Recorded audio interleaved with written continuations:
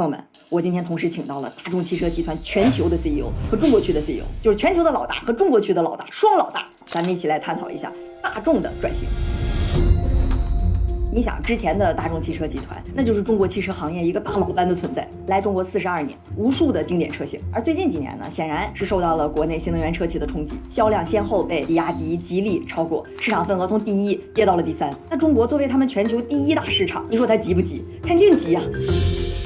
但是我跟你说哈，咱在外边看是大众受到了猛烈的冲击，其实他已经憋了3年的大招，搁那扛着使劲了。今年呢，这个大招练成，也是他们要发功的一年。我跟你说，我这次采访哈，这2个非常严谨的德国人，一说到新车，就给我各种 promise， 说你就调好吧。I can promise you, our ADAS will be very, very good. Wow. I can promise you, you will be excited, and all our customers will be excited to feeling the new level of our products. Wow, nice. Boss is always challenging.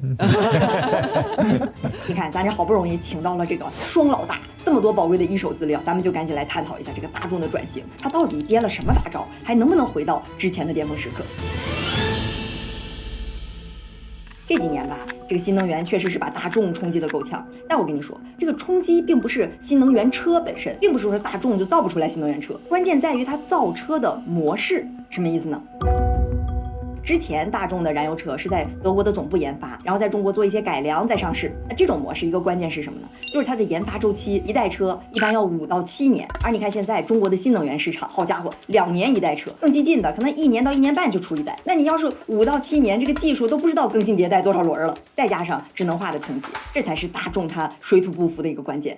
所以呢，大众就痛定思痛，2023年开始搞了一个全新的模式，叫做 In China。For China， 在中国为中国，这听着像个口号似的，但我跟你说，它其实是大众造车的一个新的模式，就是把造车主要的流程都放在中国，中国研发，中国决策，甚至给中国还单独造了一套技术体系。For us, it was a complete game changer. In the past, our business model, we developed everything in Germany and then we localized the cars in the regions. This business model is not working anymore. For us, it was clear we need to go for local R&D, faster development, and also to be part of the Chinese innovation ecosystem with smart partnerships. This year, we try to harvest the first fruits out of this. What's the fruit? New cars. New cars? We are nice, presenting nice. on the Beijing Auto Show. Cool, nice. 而大众这个 In China for China 战略的一个关键基地就放在了合肥。现在整个的开发流程里头，除了外观是跟德国联合设计，其他的技术研发、电子电器架构、软件、生产等等的全流程都放在国内，都在这个基地，也是大众在德国总部以外第一个能从研发到测试全流程的这么一个研发中心。I knew that the Hefei manufacturing center is a very crucial part of this In China for China strategy. Could you maybe explain a little bit how that idea turning into production, into reality, how the process worked in Hefei, maybe a little bit? The biggest achievement is that we designed and created our new China electronic architecture. This is a foundation for our next generation of software-defined vehicles, which have a much higher intelligence Chinese consumers would not expect from them. Oh, really? Does it mean that it's going to be faster to produce the car and also lower cost? Of course. Yes? Our development cycle is now 30% faster there than in previous times. And also in terms of costs, for our main platform, we achieved a 40% cost reduction. So along all the process, everything is localized in China, or there's still some decision has to be made headquarters? Design we do together with headquarters. Okay. Because our brands are in Germany. And the design, as Oliver explained, needs a clear DNA, and that you can detect an Audi, this is an Audi, and Volkswagen is a Volkswagen, and Porsche is a Porsche. So this we do with the headquarters. But the execution we do completely here in China. Completely.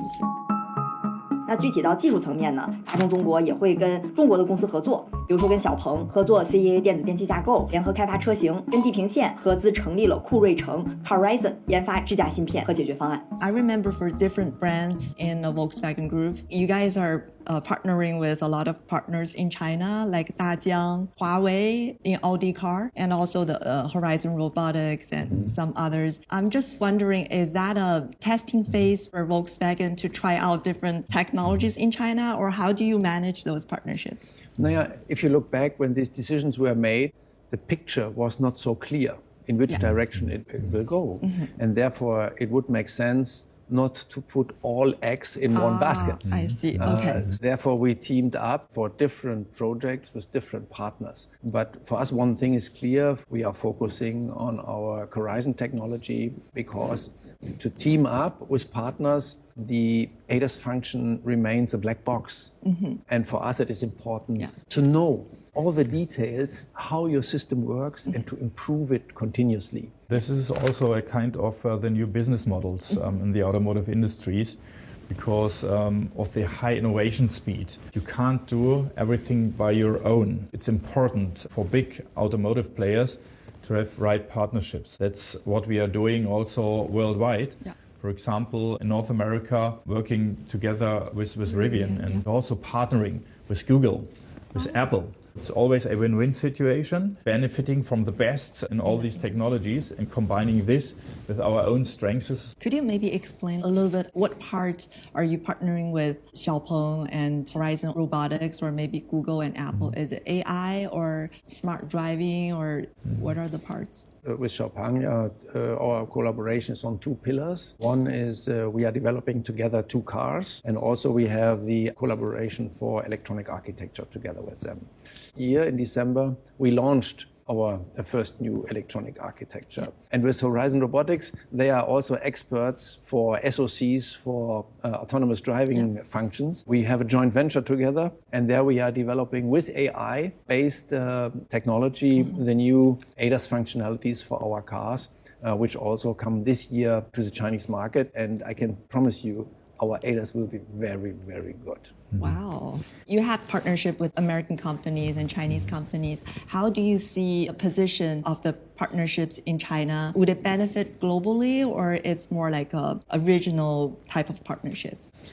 We see different ecosystems, and this has something to do with the expectations of the customers in the regions, but also with regulations. Yeah? And therefore, we decided to have one ecosystem in China, where Asia Pacific at the end, Middle East or Africa or South America can benefit. And we have an ecosystem more focused on Europe and North America. But we do have parallelities. And the positive aspect is from the process thinking, from experience, we can benefit from each other in between the regions. We have also a measure, a comparison in terms of speed, milestones. Overall, it's a win-win situation. Since the regulation on different regions are different, there are different requirements, do you think the automotive industry will be more fragmented in the future? There are two different technology spheres. One more Eastern sphere, the Chinese standard, and also a Western sphere. With our In China for China strategy, we set a role model on what we are doing worldwide. There are other aspects where we can benefit. On the one hand side, the experience of the high innovation speed we do have. We can carry over to other processes around the world. On the other side, we can benefit from our product developments we are doing here, also to export from China and to export to the Asia Pacific, for example, to Middle East or to South America, where we could use our platforms being developed here, our software solutions. That's new. This opens other market opportunities. Oh, that's a big change. I know both of you just went to the China Development Forum. Any takeaways or important messages from that? I have had the opportunity to be part of the speech of the Prime Minister, and there are, for me, some very remarkable takeaways. On the one hand side, very inspiring how China keeps opening the markets. That's very positive. Also to understand competition as a positive aspect. Also the approach of the new 5-year plan, putting high quality on the top, is the completely right priority, because high quality is driving technology, is driving industries, and at the end markets. And that's positive for the economy. And there was one sentence at the end of the speech of the Prime Minister: for those who think big will set the direction. That's one important takeaway. Nice. Well, very insightful. From a global level, how do you think the Chinese customers are different from, for example, European customers or American customers? Much younger. younger. Yeah, 20 years much younger. 20 years. A new car buyer in China is about 20 years much younger than a customer and new car buyer in Europe. And also for this, another demand is coming. Then how would you connect to the younger generation in China?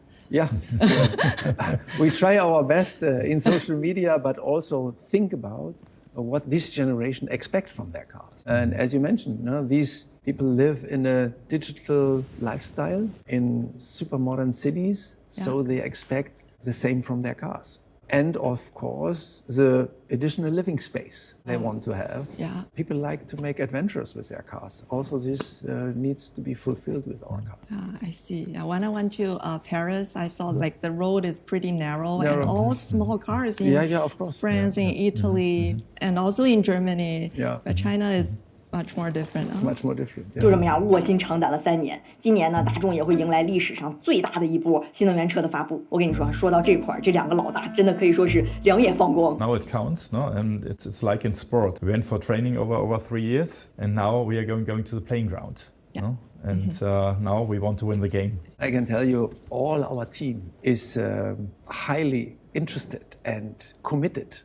And also wants to see what happens when we bring these cars to the market. Yeah, I can see your excitement when you talk about the offensive launching in Beijing Auto Show. And I'm super honored to be moderator for the group's night. I'm very curious about like if there's one thing I would expect or the customer would expect, what would it be? Now, of course, surprising intelligence with human tech from Volkswagen. This will be one of the key elements. So much more to come. And of course, surprising fact about the intelligence of our cars for the Chinese market. I can tell you we are entering now in a completely new level. I can promise you, you will be excited and all our customers will be excited now to feeling the new level of our products. Wow, nice. Of course, it's always challenging. 你要是问那大众未来想转型成什么样的大众啊？哎，他们中国区的老大贝瑞德是这么说的 We are the safe choice for all Chinese families, bringing their families safe from A to B, but even smarter and more intelligent than ever.